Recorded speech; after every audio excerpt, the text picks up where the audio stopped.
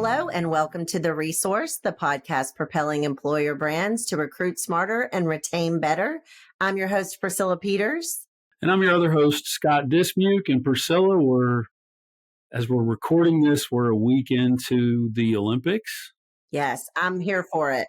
Yeah, are you in? Are you dug in on it? I'm in. I'm here for it. I'm one of those people, don't tell me what happened during the day. Don't do it because I'm watching it at night. And I stay off the internet and I'm not. Yeah. So I have a TV in my office and I admit that I've literally had the Olympics on for a week now, going into the second week. And so I haven't watched it at night, or I haven't watched like the main stuff that they show on like main ESPN at night, because I usually have seen it during the day. But I love the Summer Olympics because you get to see all of these sports that, you normally just wouldn't sit down and watch, on the weekend. I mean, you can watch that. I mean, they got basketball and golf and all that, but like, I'm like here for the water polo and team handball. And I'm totally like, it hasn't been on yet. I think it's supposed to be on this upcoming weekend, but the break dancing. Oh, listen, I can't wait. Like, I'm going to tell you what else I'm here for is the parents. They always show, they have great, because they must have a bazillion cameras in all those venues. And watching the parents, I have shed many a tear going, oh my God, because think about these people give their entire life to these sports. Yeah. And they in some cases, it's seconds that they have to try and, like last night was the 100-meter men's. And his mom was she could not even contain herself. And I was like, I want to go. And I want to hug her. And I want to, it was unbelievable. I've enjoyed it so much. I'm going to miss it when it's gone. And I don't know that I've gotten this into it in previous years. I've watched a lot of gymnastics. That's really been fascinating. Like watching those ladies on the balance beam makes me a nervous wreck. I mean, like, it's just like every time. I have loved the swimming. I've always liked watching the diving. But yeah, I'm like you, these folks put their heart and soul into this, and it literally just comes down to this one thing.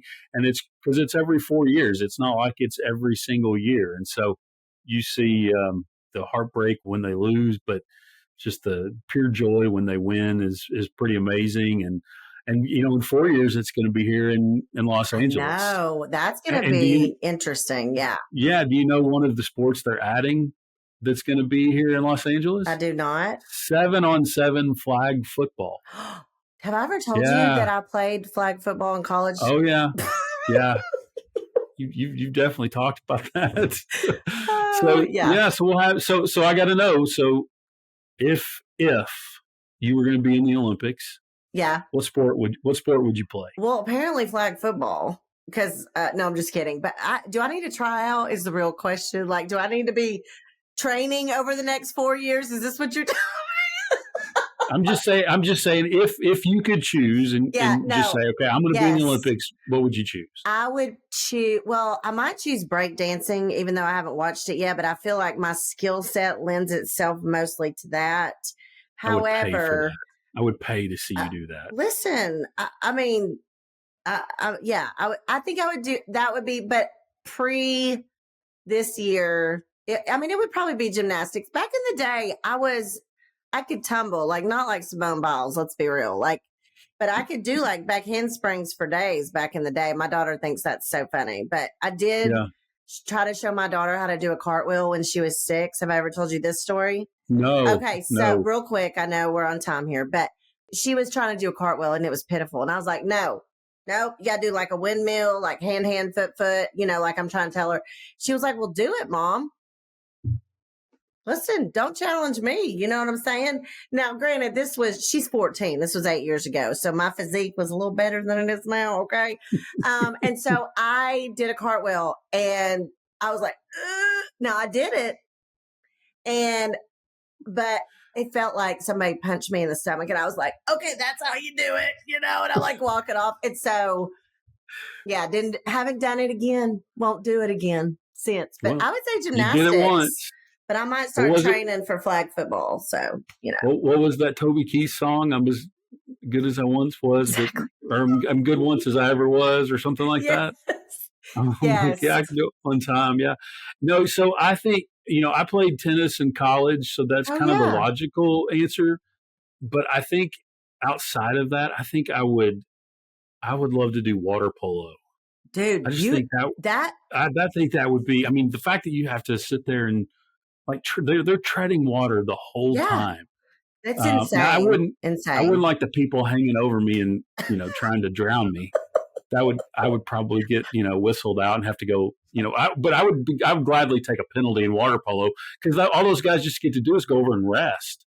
Yeah. I'm like, how much of a punishment is that? Go make them swim laps. They Yeah. just go get to sit there and rest. And So, what but about the I would helmet love to thing do that they wear? Would you like that? Like the cap, the swim that. cap No, but thing? I'd rather wear the cap than the speedo. Well, this is true story. That's But fair. I mean, if we're going to like really get down into the details about it, then I would probably choose something else. But I'm just saying, just the thing that I love watching that, and I actually like, and let me clarify here, I like watching the team volleyball even more so than the beach volleyball.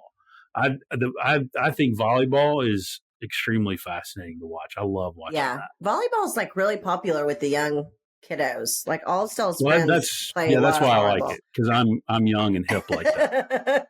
We know. Yes, you are. Yes, you are. Well, let's get to the business here, and obviously on the resource, we start every episode with 2 must-know data points and resources that will keep you ahead of the curve in your recruiting and retention game. So, Priscilla, what do you have for us today? Yes. So one of the things that we look at from time to time is like, what is the latest data relating to the age of drivers?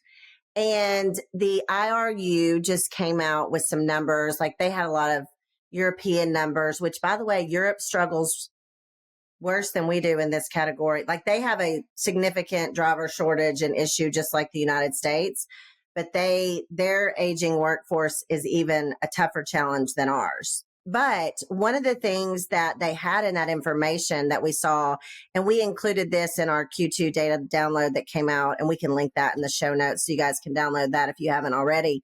But 29% of the drivers in the United States are over 55.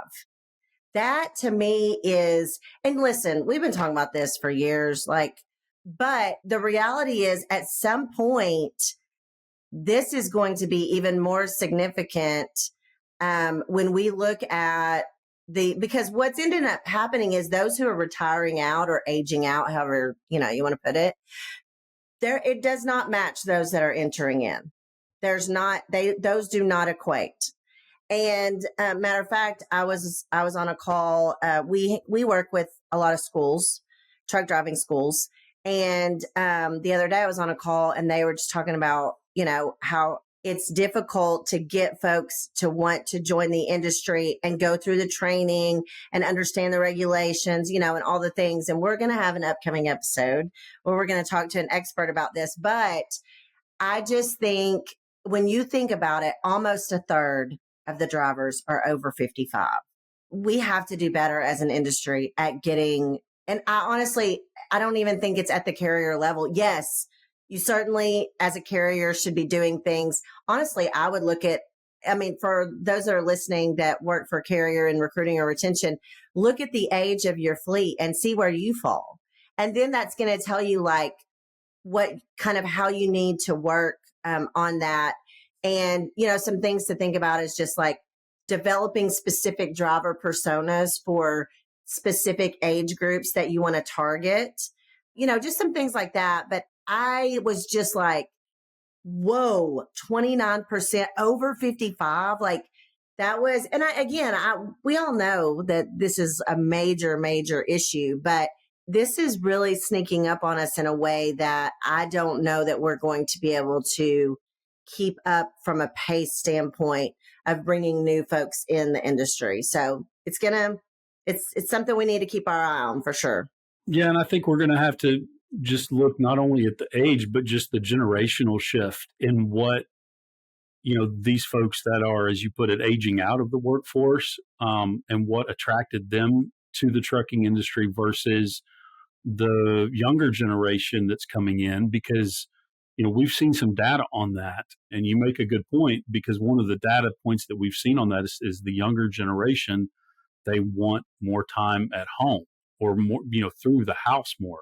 And so, I think I'm trying to remember who it was we talked to about this, but that age of staying out 10 to 14 days, we're going to have to look at that as an industry as it relates to bringing in the younger generation, and how we operate as an industry to potentially, bring some of those folks in and make this job, which we already know is tough to do, and being away from your family, even if it is just for a couple, 2 or 3 days. We're going to have to look for ways to attract to the younger generation to this industry. And I think that's one of the ways we're going to have to look at as how we operate, and how are we getting drivers, through the house more frequently, but still being able to do what we need to do, and getting loads delivered. So that's very, very fascinating. So my data point, we've released our Q2 data a couple weeks ago as we were recording this, and we've seen a lot of reports, and we've seen things as it relates to the trucking economy, and we all know kind of what the freight has been like the last 16, 18 months, and hasn't been a lot of fun. But we've started to hear things that are maybe somewhat encouraging. I don't want to say getting back to normal. I'm not sure we know what normal is anymore after COVID, but we've started to see some signs that maybe we're getting on the backside of this. So when I was looking at, and when we put out our Q2 data, there was one thing that made it pretty clear, at least in Q2, that we're not all the way through this yet. And that was really our compensation data. Compensation was the top issue, has been for the last couple of quarters. That's not a big shock. But if you go back to Q1 of this year, we started to see some downward trends in some of our kind of key metrics that we look at. And part of that is drivers complaining about miles, or freight, or lack of freight. And it had actually gone down a little bit over Q4 of 23, Q1 of this year. But then Q2, it came back with a vengeance. And if you look at drivers talking about miles and how that's affecting their overall compensation, it rose by 11% in Q2. And that's, again, after dropping the two previous quarters. So I think it's a pretty clear indicator that while there are some signs that things are improving, we are not through this yet. The drivers are still seeing the effects of softer freight. They're still seeing the effects of softer rates, as obviously carriers are seeing that as well. So it was just a little bit of an eye opener to me. I was kind of hoping, maybe in kind of wishful thinking, that we were starting to come out of this, and we would continue that downward trend of drivers complaining about freight or lack of freight.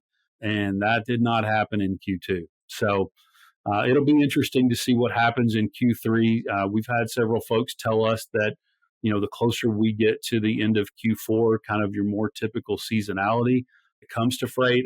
I would hope to think that they're right about that. But to be perfectly honest with you, I was hearing the same thing last year. And so there are more people saying it this year. I don't think we're going to come out of it by the end of this year, based on everything that I've read. But there are some signs that there's some things improving. And so hopefully we will, we'll see that in our data too. Yeah. And I think what we're hearing is that it's really kind of sector driven. Like we're, flatbed carriers aren't necessarily feeling it quite yet. No. But some carriers that hire that haul household goods, that that inventories are up, that distribution centers are there's more traffic going in and out of those, things like that. So it is going to be interesting to kind of follow it. We're on that front end side and you're on that back end side. We are definitely feeling it. Now it's not crazy, I would say, but we are definitely starting to feel it and see and hear needs that folks have that they haven't had in a while. Well, and I actually had a conversation this morning. So as we're recording this, if you're listening to this, on the day that we release this, we're on the Monday that the stock market just tanked at the beginning of the day. And I was having a call first thing this morning, and somebody brought this up about how this is going to affect trucking. And our CFO, who's been in trucking for years, noted that usually the trucking industry is about 6 months ahead of the economy. So, basically what the overall economy is experiencing is kind of what we were experiencing about 6 months ago. So hopefully, I know there's a lot of recession fears. I think that's what's dominating the market right now. We've got more stuff going on in the Middle East.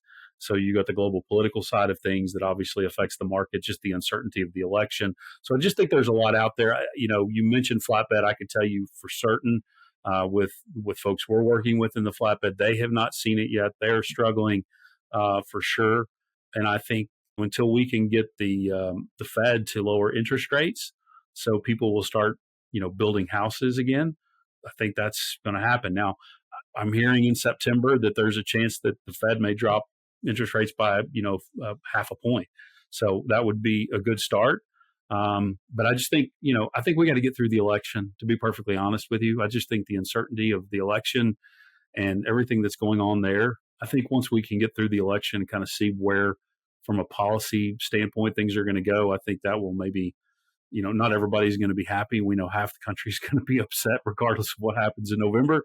But I think we'll at least have a general direction of where things are going to go at that point. But, drivers aren't feeling it yet. So we'll have to see. Yeah, it's going to be interesting. And following all of this is like, it's so crazy, but we're trying to keep, on top of everything and push out content that we know folks would be interested in that are, come at it from our perspective of driver recruiting and retention. So we'll keep doing that.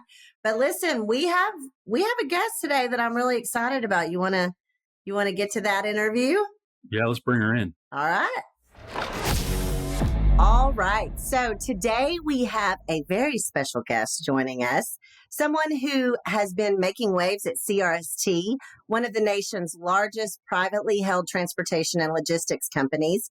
Jenny Abernathy, CRST's Chief People Officer, is here. She oversees all aspects of human resources, uniting the efforts of the HR and driver recruitment teams to enhance CRST's commitment to career development for all employees. Listen, full disclosure, Scott, Jenny and I are friends. We've hung out, okay? We know each other well. I'm just glad to know. Yeah, I'm just glad to know that you have some, Priscilla. We're so excited to have you on, Jenny. Welcome to the show.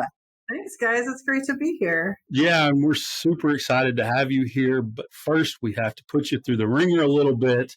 And we're going to hit our final mile first 5, sponsored by our friends at driver.jobs, a diverse network covering all of your network needs, from driver connections for last mile opportunities to thousands and thousands of qualified professional drivers for OTR and regional. That is driver.jobs. Jenny, are you ready to start the clock?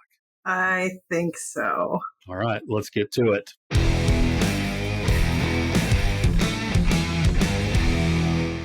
So the very first question, if you could have dinner with anyone aside from Priscilla and myself, dead or alive, who would it be? Oh, gosh. I think if I could go back and have dinner with anyone, I would love to have dinner with my grandma. Probably both my grandmas, because one I knew and one I didn't. So that would be a beautiful thing for me. So I picked my grandmas. Yes, I can totally relate to that. Totally relate. I was really close to my Aunt Jan, and everybody tells me that we were so much alike. And I mean, she was alive for a lot of my life, but my daughter doesn't know her. And I'm like, if you knew Aunt Jan, you would know. But yeah. All right. Number 2, what is your favorite snack?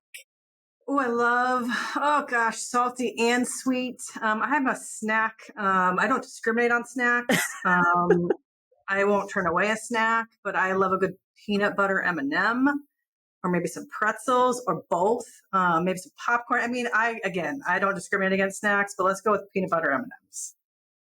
I can get on board with that for sure. So third question, what is the last book you read? I like to not read books. I emotionally invest my time in TikTok Facebook. I follow Priscilla pretty actively. I'm currently reading like a romance thriller, but I'm not going to give you any big books. I would much prefer all of mine to be digital. So Me too. Let it be audio. Let somebody else read it to me. right. That's right. Yes. Yes. No, I agree. And I don't read a lot of fiction, even when I do read. I like nonfiction. I like things that are true and have really happened. Or, self-help, like things I need to work on, whatever. Okay. Number 4, if you could instantly master any skill, what would it be? Oh my goodness. I would love to be instantly better at time management. And I call execution. Just I can get it done, but you better believe it's going to be right before the deadline. I'm going to come in hot at the very end, and it's going to be awesome. It's going to be great work, but it's going to be right before it's due. So maybe time management to get things done a little bit earlier. Yes. Are you a night owl? Most people who are like that tend to be night owls. I can be. I have been forced into the morning life, but I would prefer to be a night owl. Yes. I love it. I love it. Okay, so I'm super excited to hear your answer on this one. What is your go-to karaoke song?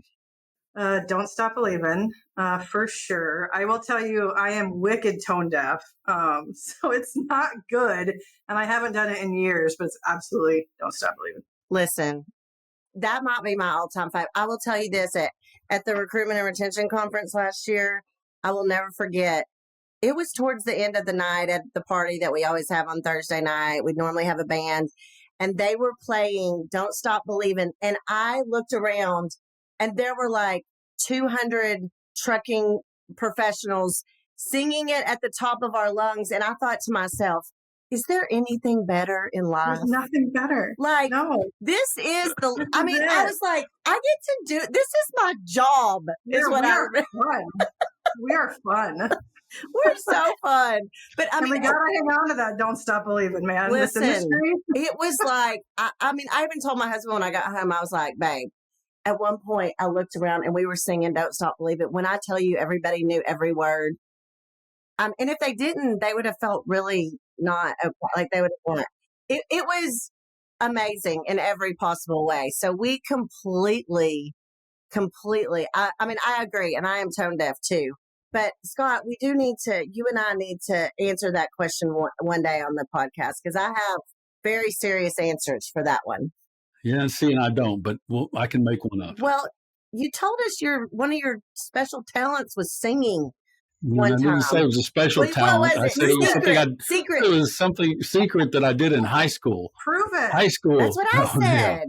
There's way too much imbibing that has to go on for me to improve that. Okay. You survived the first 5. So we're going to get down to business. Thank you to driver.jobs for sponsoring our first 5. Okay. So this is really what our listeners and those who are tuning in want to know about, is all of your wealth of knowledge and your expertise around driver recruiting and retention. So we're just going to kind of dive right in here. So here we are, Jenny. We are about a little over halfway through 2024. And so we just wanted to know, like, what have been your biggest wins and even your biggest challenges so far this year related to driver recruiting and retention for you and your team at CRST, and kind of how are y'all navigating all of that? So first of all, I can't believe we're over halfway done in 2024. It goes by so fast. I feel like it's been just a minute since COVID hit, right? I can't believe we're almost through 2024. So it's going speedy quick. I'll tell you, on the recruiting front, it's been a pretty good year. It's still steady. I would call it relatively quiet. The market is still soft. And so from a recruiting aspect, we've maintained our, competitive career choices. We've maintained our comp packages. So I think we're a good destination for drivers, and that's shown in our ability to respond really fast when we have recruiting needs pop up. We can fill them quickly. We can respond to new business startups. So that's been something that we're proud of, we're excited about. Hopefully it continues into 2025. I know sometimes that ebbs and flows. We've been through the ups and downs, but 2024 has been a strong year for us in driver recruiting, and just really stable, which feels good. On the retention side, turnover has also been stable, I would call it. especially on our company driver side. Our drivers have, stuck with us. They've been happy to be here. We've not seen anything big spike on the driver turnover, so retention's been decent. I will tell you, I think where we see it struggle is on the contractor side, our independent contractors. And, there's no doubt about it, but rates have just been challenging. So the impact to our contractors on their business, it's just different than a company driver experiences. And so that's an area for us that we continue to focus on and, leaning into areas such as, giving them access to a CRST load board. If they want investment in our office staff, if they need that to help make decisions on where to go and markets, we can give advice, give some guidance there if they're looking for that, and helping them make good business decisions, because it's just a tougher business to run right now for independent contractors. So that's where we've got, some of our support that really needing to probably the most. And I would expect that's probably similar across the industry as those independent contractors as they look to kind of navigate, when rates drop the way they have. It's a tougher challenge. So helping them make those critical, business decisions is where, we've tried to lend our support, but also give them access to things like the technology of a load board, so that they can, make the right choice for them. Okay. Well, you've kind of touched on this, so let's maybe follow up a little bit on the retention side of things. So as the chief people officer of obviously one of the largest carriers in the country, how have you seen driver retention efforts evolve? And maybe what are some of the emerging trends that our listeners should pay attention to related to how we can retain retain drivers for both our carriers, but also as an industry? So it's always interesting. This industry is funny to me because we do speak about driver retention differently than just employee retention. And you think about what employees want is categorically probably really similar, whether you're behind the wheel or in an office or in a shop. You want to have a great boss. You want really good communication, fair compensation. You want your voice to be heard, listened to, treated fairly. But clearly in this industry, how you tackle that is very different based on the job, because the challenges, once you get under the surface, become really unique and different, and what that looks like and how you find success. So I don't know that I've spotted any emerging trends, but I will tell you that communication is probably for me across all employee bases, especially drivers. But you can even take that to remote employees. A lot of us have evolved to have a more remote staff. It's just harder. You can't wing it like, maybe we used to. And if you have a remote workforce versus an office workforce, and then certainly with drivers, you never could. So that might take investment. That might just take more thought, to be a little more, thoughtful or strategic about how you communicate.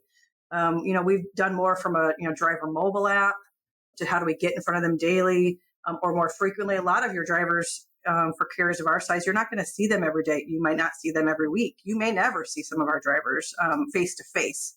So that ability to use internal communications, use more messaging that's crafted a little bit more thoughtfully, and then things like driver apps and different tools like that, I think really helps.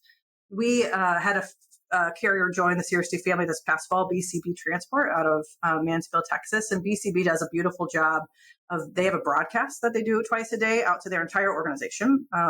It's really focused on getting in front of their drivers every single day. So they can tune in, morning or afternoon based on their shift. And they talk about industry trends. They talk about what's going on in the business, what's going on for their, employee benefits, all the good stuff that happens that maybe you talk about at the water cooler. They do that every single day for their drivers. And it's just a really beautiful way to talk to an audience that's maybe not there in front of you. So I think any employer has to look at their weaknesses and their strengths and, their makeup of their staff and think about how they tackle it creatively. But then lean into that area. And for me, communication continues to stand out. It's how people feel respected. It's how they feel informed. It's, all those pieces that really helps kind of bring it together. The other thing that I think about coming into this position as a chief people officer, I didn't have human resources under me in the past. But I think about how the industry looks at training and tools and resources, not only to the employee base and our drivers, but really when I think about if you want a great boss, they should be given the tools and training to be a great boss. And so I think that's an area that we've, continued to think about and starting to lean into is how do we give training and resources to fleet managers about how do you lead a fleet? How do you give resources to, new managers on how do you lead a team? I think CRST and likely the industry has an area for growth there. And so leaning into that also, because again, people want a great boss and that in turn will give you good communication, the feeling of respect, all those pieces that come with it. So that's another area I see us leaning into that I expect, the industry could also benefit from. You're totally talking my language here. So one of the things that I've said, and this obviously would, sorry, I didn't mean to interrupt Priscilla on this one, but we talked about from a retention standpoint, and people have heard me talk about this if they tuned in, is that I think one of our challenges in the industry is we have two segments of employees. We have those within the walls of our office and those outside of the walls of our office. And I think our challenge is how do we treat those outside the walls of our office the same way that we're treating those that are within the walls of our office. And I think what you touched on, the communication and the broadcast and getting in front of your drivers as much as you possibly can, is certainly one way to accomplish that. So I really appreciate your thoughts there, because I think you're spot on. Yeah, and it's not easy, right? It's not. I'm not going to say that we have it figured out, but it's not easy. When I have a team outside my office, it's not easy to communicate the right way with the right cadence. It takes thought, and so that's just an area again to lean into for sure. Yeah. I mean, twice a day broadcast, that is a commitment. But I mean, that tells you where, I mean, that's impressive. I mean, I think that's really, I've heard of one, I don't even know if I've heard of one a day before. I think I've heard of maybe one a week, but I bet the drivers love that. So that's really cool. Well, just to kind of piggyback off of some of that, you mentioned the mobile app and things like that, and some of these big buzzwords that are going around today in recruiting and retention are related to technology, right? So how is technology really transforming the way you recruit and retain drivers? Because I feel like it's moving so fast, and we kind of live and breathe it every day with what we do on the recruiting side. But like, how are you guys kind of handling the technology side of things? Yeah, I think that certainly on the employee or a driver experience, that's probably one area that we've leaned into the most from a technology standpoint. You think about, we talked about the mobile apps or a portal, an area for you to put the information a driver needs more at their fingertips, or any employee. Load boards and having the technology to kind of bring that together. We're starting to look a lot more at freight management and route management tools, and to make you more effective. And all of that, in my opinion, just provides a better experience. So hopefully drivers are, they're busier, they're highly compensated because of that. They're not sitting and waiting for days or hours on end for their next load. So that the use of technology just to eliminate waste in what is could be a very, waste-ridden industry, especially when it comes to, how you dispatch and navigate a nationwide network. Is certainly an area that we've leaned into, and I think a lot of carriers have, right? How do you make that dispatch process effective? Because again, you're eliminating the waste, hopefully making your drivers more successful, getting them home when they need to be home, but also just keeping them really busy, which most of us want to be, right? We don't want to sit idly, whether I'm sitting here at my desk or if we're sitting out in a truck. So I think that's an area that technology will continue to make us better. It does take investment and change, which is really hard. Changing processes that have been in place for 10, 20, 40 years at some trucking companies is hard, but that's how we evolve and that's how we stay relevant. But on the recruiting side, technology has always been a big piece, I think, of especially on kind of the advertising and being in front of drivers when where you should be and when you should be. We have a great partnership with Conversion. They work really closely with our marketing department. And it's really about where is your message. It's not about blanketing the spend. It's about being thoughtful about where you put yourself and why. So we continue to get better at that. I think we have not gone deep into AI, but I do think as we continue to evolve as a carrier, as the industry evolves and as technology evolves, I do think we'll see a lot more automation in the application process, in screening processes. There's a lot of waste there, a lot of time spent on a driver going through that process. And I don't think you'll ever eliminate the need for a relationship, a conversation, just to see fit, answer questions, manage that. But there's a lot that could be done in an automated way that we'll continue to explore. I'm sure a lot of people are exploring on how do you speed that up so it doesn't take the poor guy on his mobile device in the back of his truck back of his cab trying to figure that out, or a recruiter sitting here waiting for it and processing through it. There's got to be better ways, and AI I think will help us do that. Certainly we already use it. It helps you just answer things faster. You can write job descriptions faster in HR. You can do a lot of things quicker. But I think removing the moments that are really wasteful will be where we see it probably maximize the time the most, both on the driver side and clearly on the recruiting side. Interesting. So let's talk a little bit about your role with ATA's Women in Motion program. So can you maybe tell us a little bit about that group and what you're focused on and maybe how some of the listeners can get involved?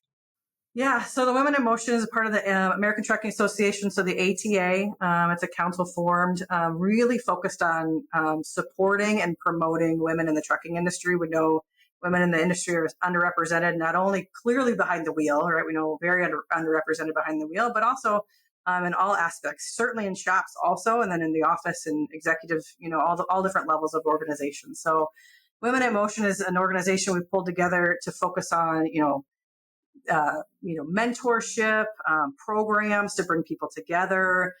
Advocacy is probably the most differentiating piece about the ATA that I'm very excited about. The ability to go to Washington, D.C. and really push policies, different legislation that could help move forward things that not only help the trucking industry, but help women in the trucking industry is just twofold, win-win for the entire industry. But, the goal here is to bring together women and provide us an opportunity to mentor one another, to find, similarities, differences, support that maybe you don't find in your day to day, whether it's in your, maybe you're in operations and you're one of two women in your department or one of, in HR. There's usually a lot more of us women in HR, or marketing or driving, but you're finding people and finding that connection. Within Women in Motion, there's 3 different pillars that, we're focused on. The programs pillar, advocacy, like I talked about, and influence. So things that, we're pretty new, but things that we have coming out is, ways to celebrate women, whether that's recognition online and just kind of bring to light. There's a lot of women doing powerful things in the industry.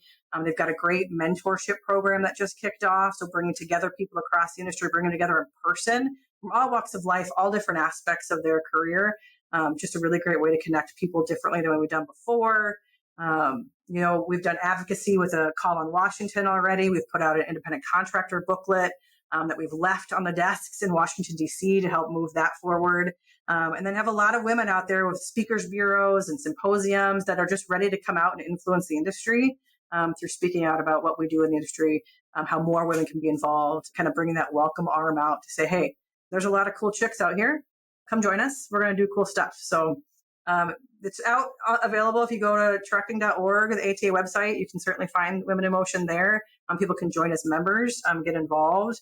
We're in our first year, so I expect that it's only going to get better and better. But there's a lot of awesome women working behind the scenes to make good things happen for the industry. So the more the merrier. Yeah, I was very excited about this. I know you and I talked about that at dinner at an event a few months back, but I'm excited about it. I'm all for it. I love how you said there's lots of cool chicks. Like, let's be real. I mean, women do rule the world, Scott. I don't know if you knew that, but I'm well aware. I'm married. I'm well aware. Yes.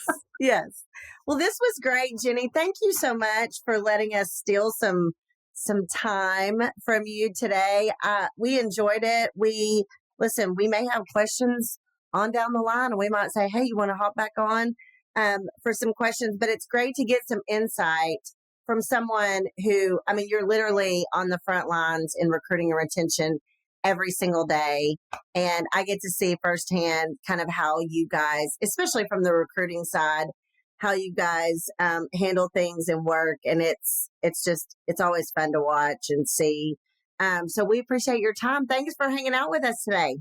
Thanks, guys. It was so great. I appreciate it. Thanks, Jenny. Appreciate it. All right. Bye.